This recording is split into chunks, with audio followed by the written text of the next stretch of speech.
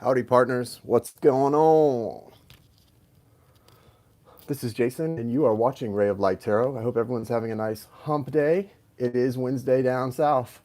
And yeah, so hump day it is. We're hanging in there over here, quarantined, doing some quarantine life, drinking a little bit of my kratom and grapefruit juice. It's not looking green today. It's kind of a brown poop juice. It looks like poop juice. God, I'm such a child.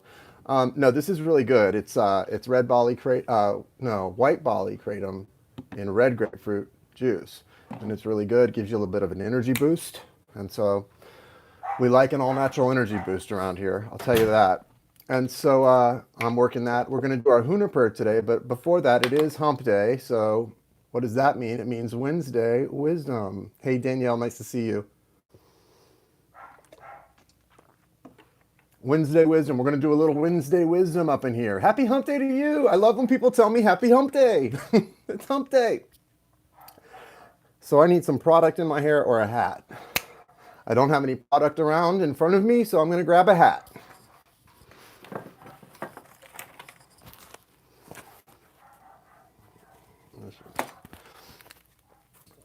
Yeah, happy hump day to you too. I love hump day. Hump day's a great day, right? It's just a nice little making it through the week type of thing. We're making it through the week around here. We're doing good. So I hope you guys are all doing well. One of the things that I've been noticing a lot of talk shows are touching on right now, and is something that is important to discuss that I'd like to talk about with all of us. Hey, Val. I don't know if you were in Jai's meditation today. I came in there for a minute, but I got sidetracked. Somebody was at the door. It was just a delivery. Anyway, something that we need to discuss, a topic that I think we all kind of it's good to touch on, is death. Fear of death. A lot of people don't even like to talk about death. You know what I mean? Like, they don't go to funerals. Like my best friend Mike, love you, Mike. He does not do funerals. I mean, as a whole, as a rule, I'm sure there are exceptions. I would imagine if I died, he would attend the funeral if we had one. I don't know if I want to have a funeral for my death, but he's not a big funeral goer, and I understand that. I mean, whereas I'm the person in my family, whenever someone's died in recent years, I've been the one that everyone assigns to do the eulogy, to have to get up and give the sort of the farewell address, if you will, and that's really difficult to do too, especially if you're feeling very emotional. But what do you guys feel about death? How do each of you feel? I can also tell you, I'm someone, due to my the crowd that I sort of hung with when I was younger, in my teens and 20s. I lost a lot of my friends to overdose. So death and unexpected death has been an issue in my life. And so I don't fear death, but I definitely I don't like the idea of dying and not being on good terms with anyone I care about. That frustrates me. That's why the twin soul journey is so hard, because you have to learn to accept separation, potentially permanent separate. You have to learn to accept that from people you're close to. So it's very difficult, especially for someone like me that came to a point where I was like, ooh, I don't like this. Life is fragile. I'm always going to try to make things right with people. Well, you can't always make things right with people. So for me, that's a thing. What about you guys? What are your sentiments about death? Are you afraid of dying, or do you think you welcome it? What do you feel about it, guys? Tell me. It's true. It would be hard. Yeah. Funerals are important for closure. Death is not scary. Yeah, I don't think that's is scary either. What's scary about death to me is what I've already experienced. The scary part is being the one left behind when someone you love is gone and you can't, communicate with them from human body to human body, which is a beautiful experience. I feel like we have a very special gift as human beings when we're in this body and in this life. And the people that we're here with, doing it with, you guys out there, and your soulmates, your twin souls, it's not a coincidence that you're doing this thing at the same time. So it's a special bond and shared time-space reality we're in, and it's important, I think, to recognize that, right? Hey, Jai's here. I came in for your the meditation, but I was behind, and so I started on the Pachamama by myself. You were like on the cut. Is it cut? I don't remember which one you were on. But I had somebody at the door delivering something, so I had to go. I don't fear death. I do miss talking with my dad. Yeah, yeah. The thing about all the deaths, like I said, I've lost a lot of people, and not just family members who were elderly, but close friends who were in their 20s. That was the hard thing for me. And 30s. Into the 30s, it was happening too. Quite a few of them, a small little handful from overdose. So unexpected. Um, you know, one of them I literally had not talked to or seen for 6 months because I had been in jail because I was in active addiction. And I got out of jail and she had called while I was gone. And the next morning I called her. I got out on a Saturday, called her on a Sunday. She answered her phone. She sounded a little groggy and she said, "Oh, I'm so glad you're out. I'm sleeping. Can I call you back?" And I said, "Yes." That afternoon, the phone call I got from her phone was her mother calling me to tell me she had died. And it was, I mean, that's just one of a few.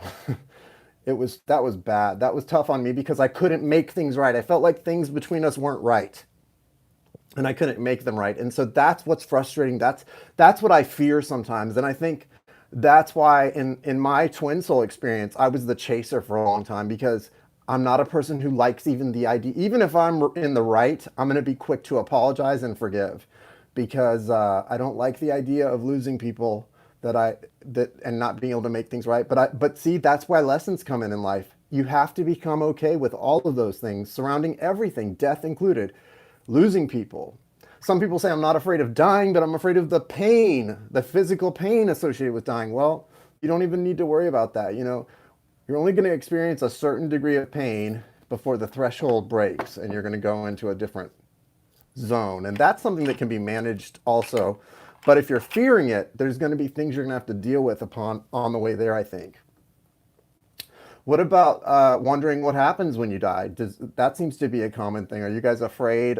Does anybody have fear of what would happen to you? What happens to your soul? Do you believe that that it's like going through a doorway? Do you really believe that? Do you believe there's a heaven? Do you believe there's a hell? Do you believe that it's energy? What are your beliefs about that, or your questions? What do you think, guys? There's no right or wrong answer.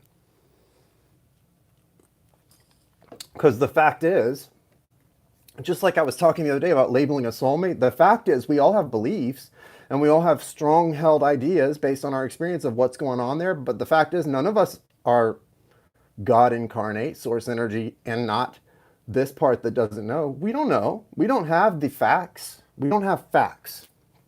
So it's okay to have, your own ideas.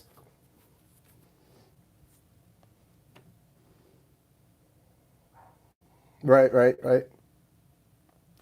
One thing I believe very strongly, just from my own experiences with being connected to my ancestors, is that your energy is almost your non-physical energy is stronger, or has the potential at times to be stronger than your physical energy, right? And to to affect things, not in the same way. I've seen a lot of death. I believe the soul leaves. I believe the soul leaves, and what I dealt with. Where are my glasses? Sorry, I can't read any of that. Hold on. Yes, I can. Yes, I can. I can read this. Oh, crime scenes was an empty shell left behind. Right. I believe that too. I mean, I have to say, this really isn't funny, but in my family, well, I don't even know if it's in my family. I personally am someone who kind of has a morbid sense of humor. I've always, maybe it's a gay thing. A lot of my gay friends are like that. And, like with AIDS, HIV and AIDS was a big mysterious disease when I was growing up in the 80s. And it's only really in recent years gotten under control. And so there was definitely this gallows humor among the gay community when I was coming out and growing up in the mid 90s. And when I say gallows humor, that's sort of like the humor of the grave where nothing is sacred. So, and what I mean by that is I remember when my granddad died, he was at hospice and we were all in the room around my granddaddy, and he had just died a few minutes ago. And we were praying or something, and my dad stood there, and my dad was, in kind of like a preacher mode. And he was like, "That's just a shell. That body laying in the bed is just a shell. That's not him." And jokingly, because I thought it was a valid point, I said, "Well, it sure looks like him." Because, I mean, And I don't disagree. I do agree that, once your spirit leaves the body, and that is no longer you. That's just the flesh that fades, made like the grass of the field, soon to wither, right? This is all going to wither. But I thought it was a funny point and a valid one, that if that's not him, that's how he's always looked to me. That man lying in the bed sure looks like him. But flesh does fade. It is not meant to last. And it is a great reminder of the things that we hope do last, right?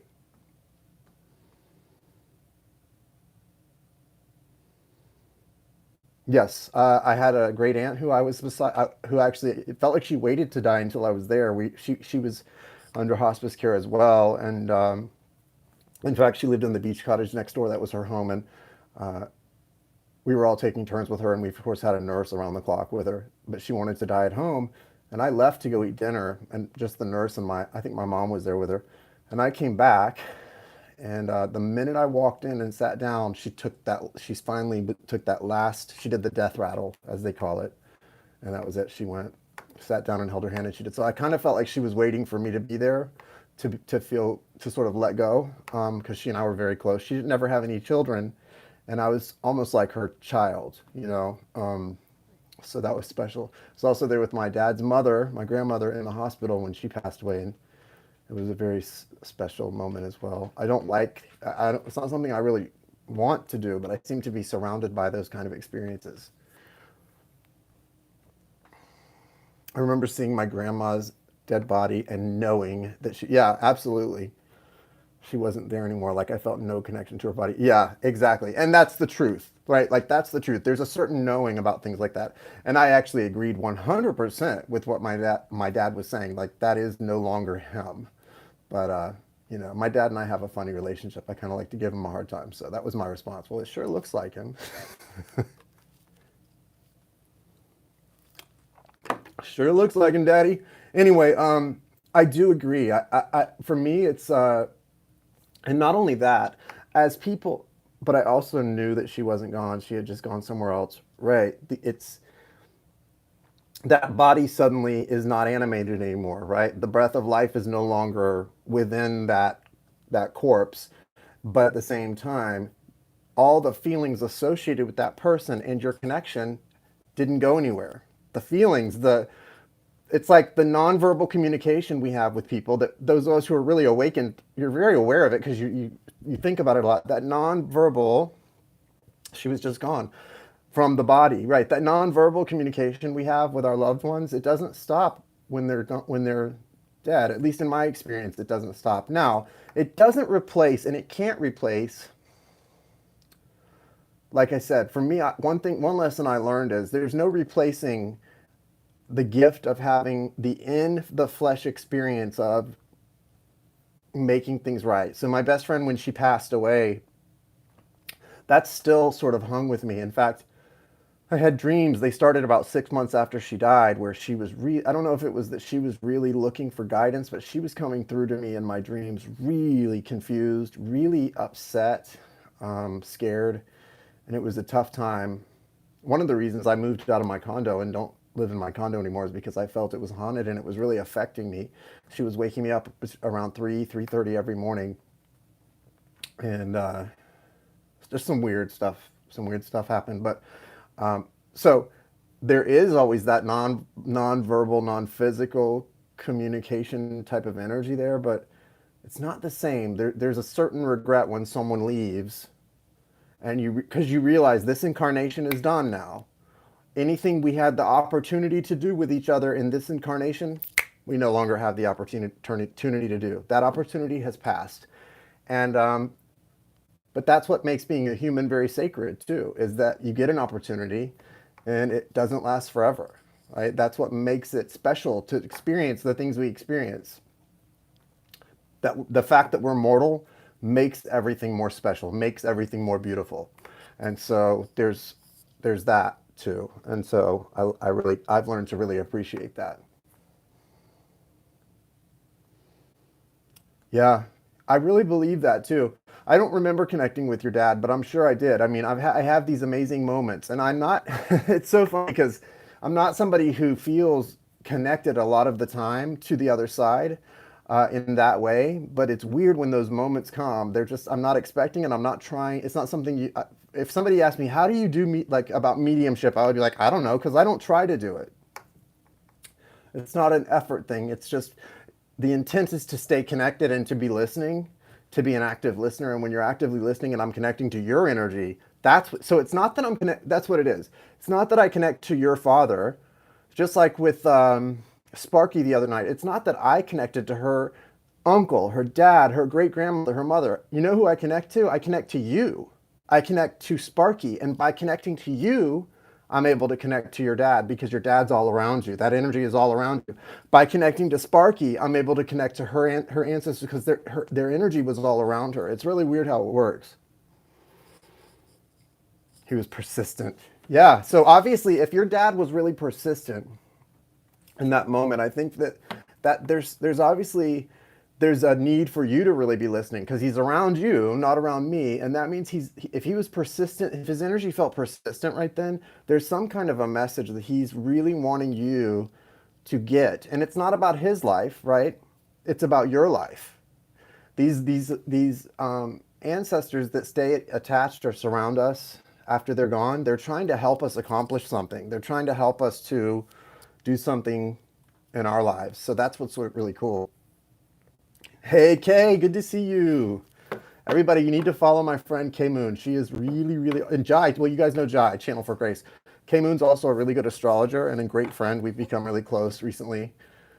She's really been there for me in ways, just, she's been a good friend and I really appreciate her. So check her out. Check her out. She can channel some really deep and really intense messages. So let's do the, anyway, it's one of those, how are you hanging in there getting cabin fever up in NYC?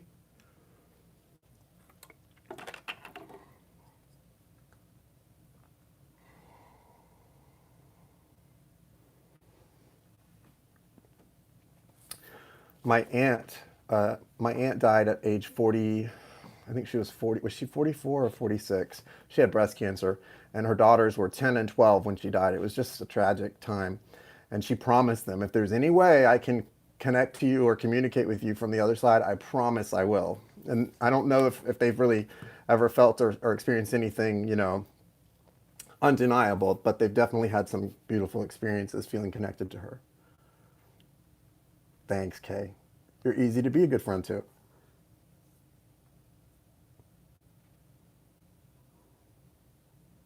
I understand. Listen, I get that. Nobody wants to lose someone they love, but I think that's such a lesson. That's one of the cardinal lessons of the human life, isn't it? To learn when to let go and when to hold on.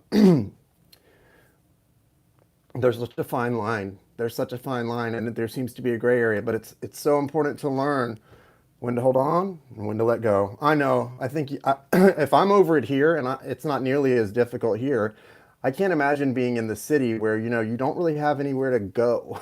Like you don't have the beach to go walk on and be away from people. There's not a place to go. So being cooped up, like New York City is not a place to live to stay in your apartment. You know what I mean? You don't go to move to New York into a studio or a small apartment to stay in it. You go to be out in the city and do things. And, a lot of people out hatching plans. And so it's a tough place to be right now. I can't imagine. Yeah. Well, no, I don't think anyone's having funerals right now. Right. There's everything is different, and I think there's got to be a silver lining to that as well. Um, I don't know. Someone's mentioned that funerals are important for closure. I don't disagree, but I also think that I would like to hear people describe down the road what it was like to not only be losing people at this time, but to not really be able to have a proper burial, a proper service for them. You know what I mean? In the same way that we would have a few months ago.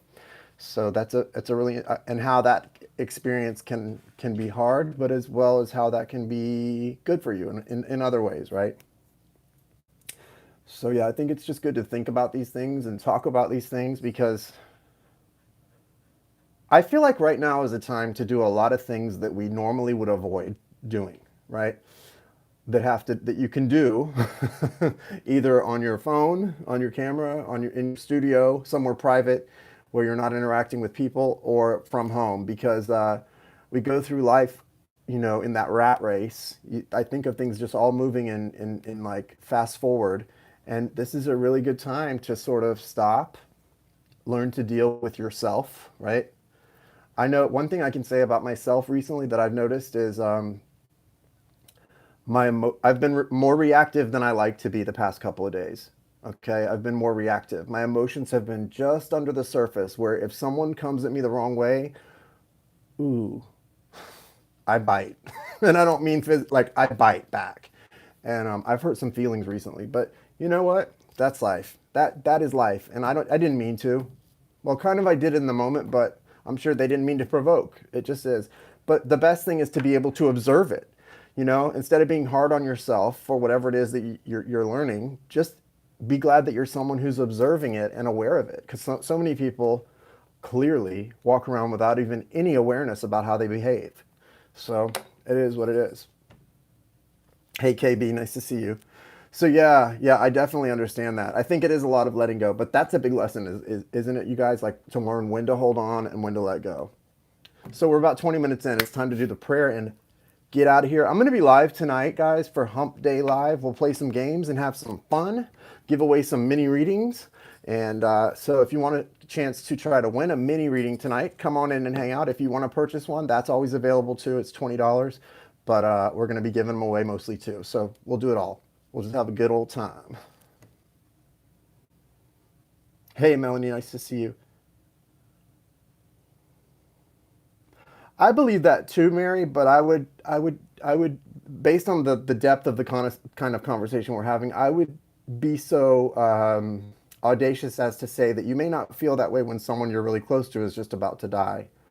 I think that's what I'm trying to get at. Not like how we sort of philosophize death, but what is it? What are the things that are like raw within us about it? Like, I think that's a beautiful, agree, and I feel that's a beautiful thought. But I'm talking more about like, what are your true guttural fears when it comes to death? What are your true, like, the things that you really and truly believe when it's in that moment that you're all alone, and you're in, like, when someone you love is dying, that's when those things that we believe really become clear. Because I have a lot of similar beliefs, but it's also interesting because there are things that make me really mad sometimes that I have to let go of, that come down, that are not so beautiful about death, or not so beautiful about life.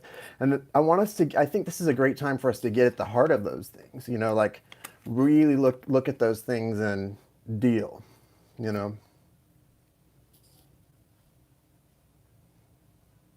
Well, you're always welcome in here. Get on that hump day train. Golf clap for hump day. Golf clap for hump day. We love it. All right, so let's do our Huna prayer. Let me take this little ring off. Let's do our Huna prayer. It's day 8 of the Huna prayer. This is a 30-day prayer we're doing to a few ascended masters for the health of ourselves and of the world. And here we go. Get centered, get aligned as much as possible. Take a deep breath and let's pray. This prayer goes up to ascended masters Jesus, Mother Mary, Mary Magdalene, Kuan Yin, Lady Nada, Mother Teresa, Archangels Raphael, Gabriel, Uriel, and Michael, spirit guides and ancestors. Thank you for bringing us health, wealth, healing, abundance, and prosperity. Thank you for bringing us health, wealth, healing, abundance, and prosperity. Thank you for bringing us health, wealth, healing, abundance, and prosperity for us and for the entire world. May the rain of blessings fall upon us. So be it. Thank you, thank you, thank you, thank you, thank you, thank you, thank you for being here. You guys have a great day. I'll be on at 9 p.m. tonight. You might see me a little bit because I've got some general readings to work on, but right now I'm about to go do a personal reading in a few minutes. So on that note, thank you for the conversation about death. It's a beautiful, scary, rebirth, amazing, tragic thing. It's all of those things in one. And I love you guys, and I appreciate you for being hello. I appreciate you for being here. And I will be back soon to share more with you. I hope you're all doing well. Stay safe, stay healthy, wealthy, abundant, prosperous. wise. Bye, guys. Namaste.